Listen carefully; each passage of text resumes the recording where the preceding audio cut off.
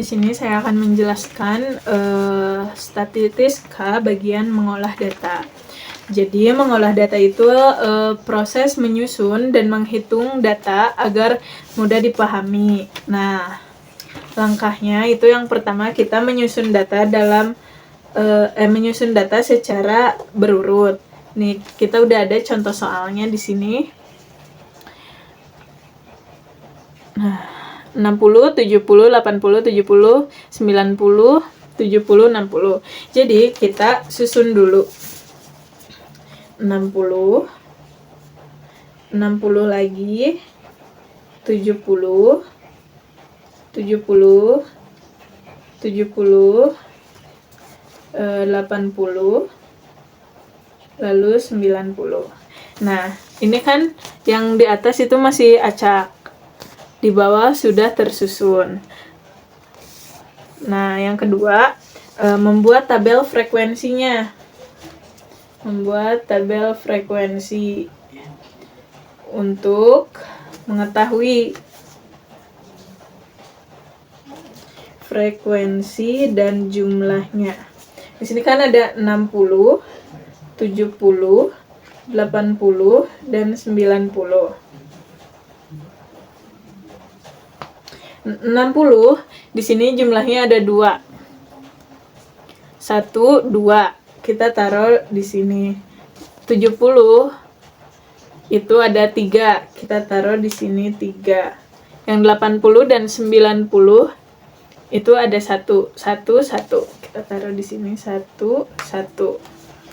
Nah, setelah itu kita menghitung rata-rata dari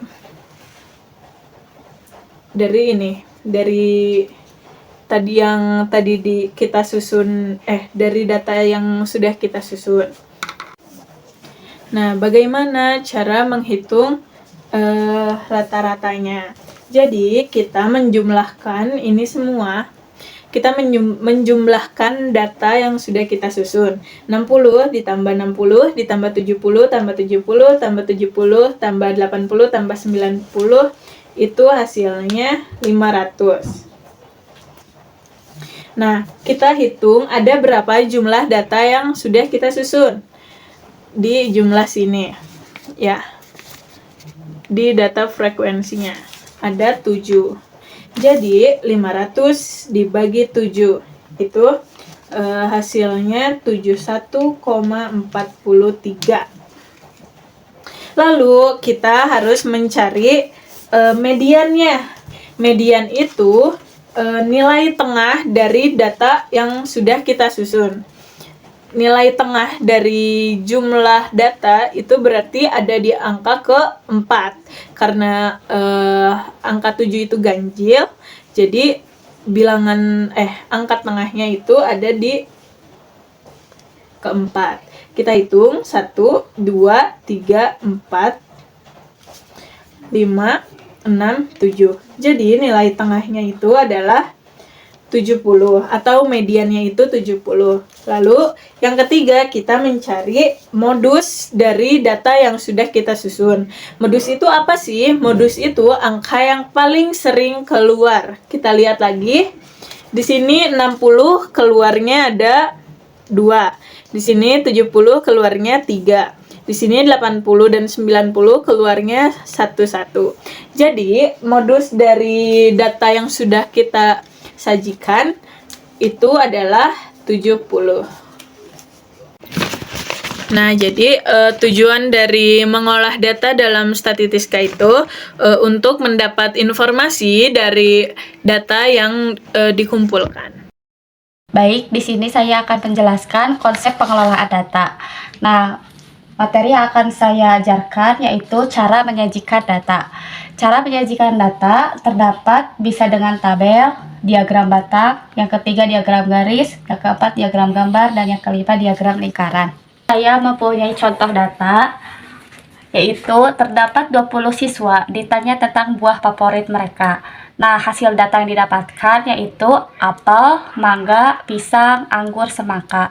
Nah, apel yaitu 6 siswa, mangga 5 siswa, pisang 4 siswa, anggur 3 siswa, dan semangka 2 siswa.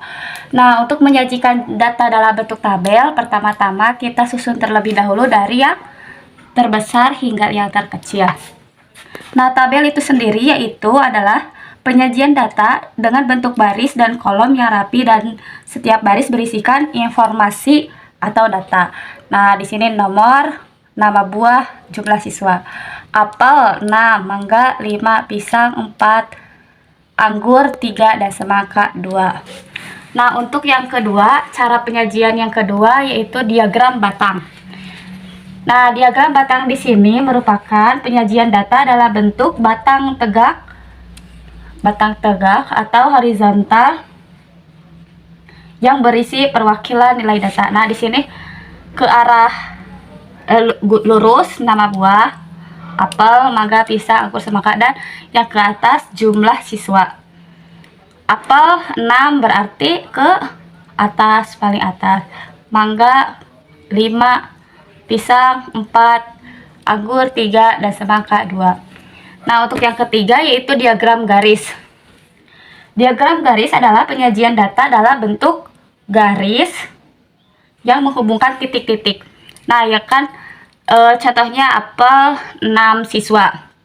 Nah, garis ini garis titik-titik. Nah, nanti setelah didapatkan semuanya dihubungkan titik-titik tersebut. Dan yang keempat, diagram gambar. Diagram gambar adalah penyajian data dengan menggunakan gambar atau icon. Nah, di sini ibu membuat gambar nomor, nama buah, jumlah siswa. Nama buah apel. Nah, jumlah siswanya kita gambar seperti manusia ya, ini icon aja. 6 siswa. Nah, 1, 2, 3, 4, 5, 6. Mangga, ini gambarnya. Terus jumlah siswanya 1, 2, 3, 4, 5. Pisang 1, 2, 3, 4. Anggur 1, 2, 3, dan semangka 1, 2 siswa. Dan yang kelima yaitu diagram lingkaran.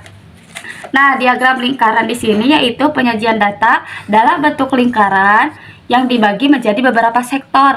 Nah, sektor di sini terdapat data yang kita dapatkan yaitu buah apel, mangga, pisang, anggur, dan semangka. Untuk jumlah siswanya disimpan di sebelah bawah. Di sini saya akan menjelaskan statistika mengenai gejala pusatnya. Ukuran gejala pusat yang digunakan itu ada median, modus, dan rata-rata atau bisa disebut dengan mean. Median yaitu nilai tengah dalam kumpulan data setelah diurutkan. Jadi datanya harus diurutkan dulu dari yang terkecil ke yang terbesar, baru kita ambil nilai tengahnya. Itu yang disebut median. Lalu ada modus. Modus itu nilai yang paling sering muncul dalam kumpulan data. Lalu ada rata-rata, yaitu nilai pusat dari sekumpulan data. Cara menghitung rata-rata atau mencari rata-rata yaitu rumusnya jumlah semua nilai data dibagi banyaknya data. Agar lebih paham, kita kerjakan soal di bawah ini ya. Hafiz mencatat nilai ulangan matematika selama 9 kali, yaitu 70, 75, 80, 75, 90, 85, 75, 80, 95. Hitunglah median, modus, dan rata-ratanya. Di sini kita punya data yang di atas. Karena tadi mencari median itu harus diurutkan terlebih dahulu dari yang terkecil ke yang terbesar menjadi 70, 75, 75, 75, 80, 80, 85, 90, 95. Lalu kita cari nilai tengahnya. Kita hitung ya. 3, 4. Nah, nilai tengahnya ada di 80. Berarti mediannya yaitu 80. Lanjut. Kita cari modus. Kita pakai data yang sudah diurutkan tadi ya agar lebih mudah. Modus itu tadi nilai yang paling sering muncul dalam kumpulan data. Jadi kita lihat yang paling sering munculnya yang mana. Di sini 70 ada 1 kali muncul. 75 ada 1, 2, 3. Ada 3 yang muncul. Lalu 80 ada 1, 2. 2 kali muncul. 85 1 kali muncul. 90 1 kali muncul. 95 1 kali muncul.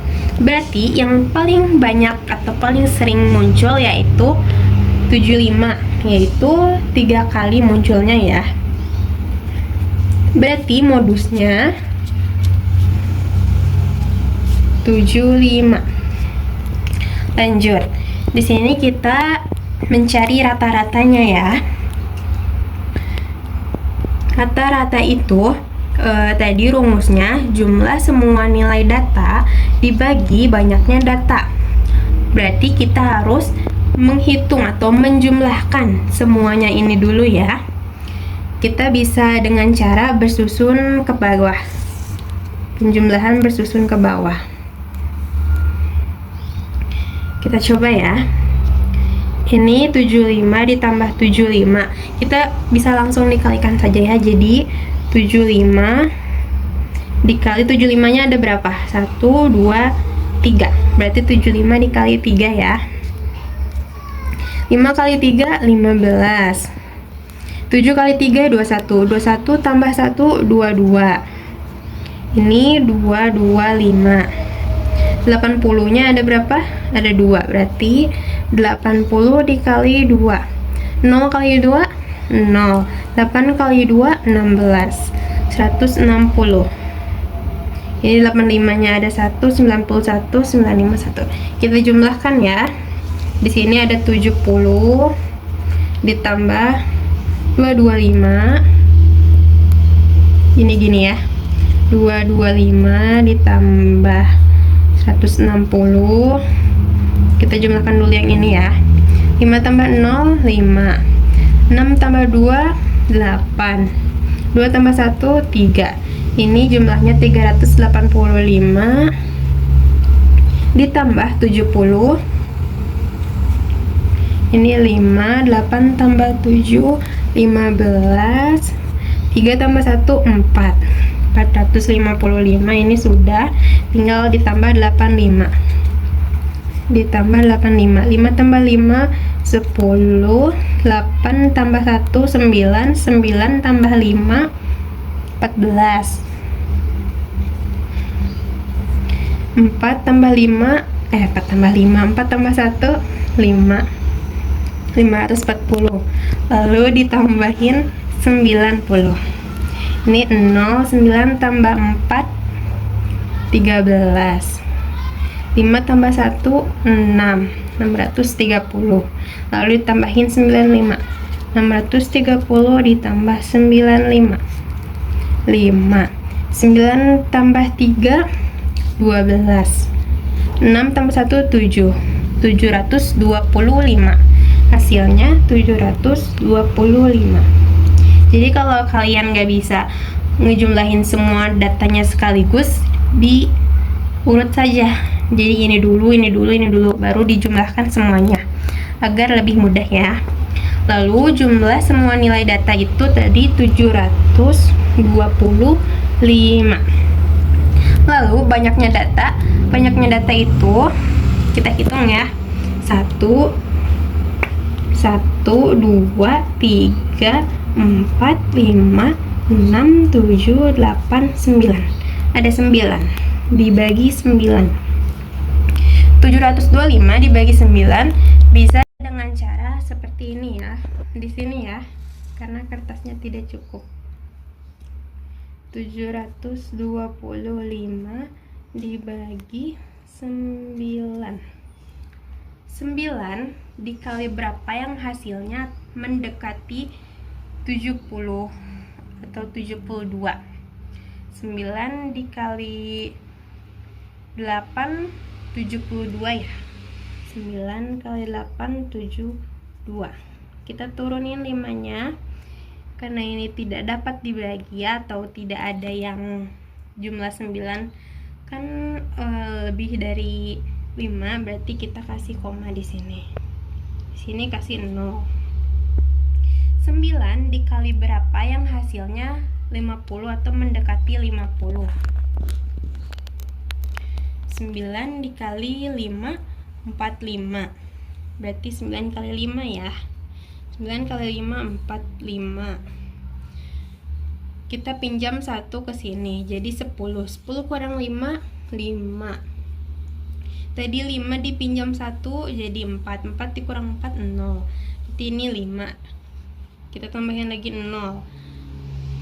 Dikali 5, 45. Ini 5. Ini akan terus 5, 5, 5. Berarti kita bulatkan saja menjadi 8,56. Jadi rata-ratanya itu 8,56.